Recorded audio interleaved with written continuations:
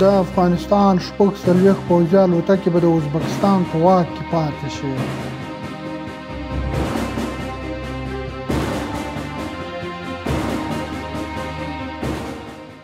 خو د افغانستان ملي دفاع وزارت وایي دا د افغانستان حق دی، هیڅوک یې د ویشلو حق نه لري. هر نوع معامله در رابطه با سرنوشت هلیکوپترها و طیاره‌های افغانستان در ازبکستان غیر قابل قبول است. وزارت دفاع ملی با وضاحت اعلام می‌دارد که ایالات متحده آمریکا حق اهدا و مصادره اموال مردم افغانستان را ندارد.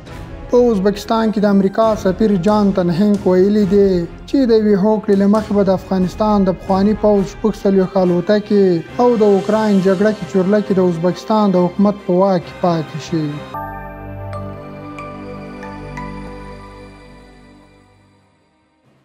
د امریکا سفیر د دوشنبې په ورځ د اګست په 26مه نیټه په تاشکند کې د یوې پوښتنې په ځواب کې وویل چې د دې الوتکو او چورلکو په اړه رسمي هوکړې شوې دي او دا تجهیزات به په ازبکستان کې پاتې شي. نوموړي زیاته کړې چې دا نقلیه وسایل د افغانانو نه بلکې د امریکا دي او افغان پوځ یوازې له هغو څخه کار اخیسته.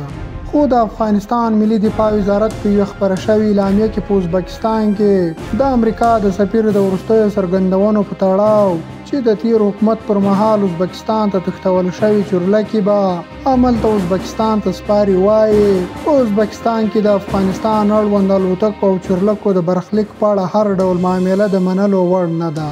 اعلامیه زیاتوي چې ملي دفاع وزارت په ښکاره ویلي چې د امریکا متحده ایالات افغانانو د شتمنیو د مصادرې او ډالۍ کولو حق نه لري. اعلامیه وزارت دفاع ملی امارات اسلامی افغانستان در رابطه با گفته‌های اخیر سفیر آمریکا در ازبکستان هر نوع معامله در رابطه با سرنوشت هلیکوپترها و طیاره‌های افغانستان در ازبکستان غیر قابل قبول است. وزارت دفاع ملی با وضاحت اعلام می‌دارد که ایالات متحده آمریکا حق اهدا و مصادره اموال مردم افغانستان را ندارد. از حکومت ازبکستان توقع می‌رود از هر نوع معامله در این ارتباط خودداری نموده و با توجه به حسن همسایه‌داری تصمیم عاقلانه‌ای را پیش گرفته و با تسلیم دهی طیارات قوای هوایی افغانستان همکاری. همدارنګه د ازبکستان له حکومت څخه هیله شوې چې په دې برخه کې له هر ډول راکړې ورکړې ډډه وکړي، د ښه ګاونډیتوب په نظر کې نیولو سره عاقلانه تصمیم ونیسي او د افغانستان د هوایي ځواکونو د الوتکو او چورلکو په تسلیمولو کې همکاري وکړي. یاد دې وي چې د تیر نظام د تېښتې په وروستیو ورځو کې د افغانستان یو شمېر چورلکې ازبکستان هېواد ته وتښتول شوې چې تر اوسه یې برخلیک لا معلوم نه دی. خو افغان حکومت پر لپسې ازبکستان او امریکا ته سپارښتنه کړې چې یادې چورلکې د افغانانو شتمني ده، هېڅوک یې د معاملې حق نه لري او بیرته د افغانستان ته وسپارل شي.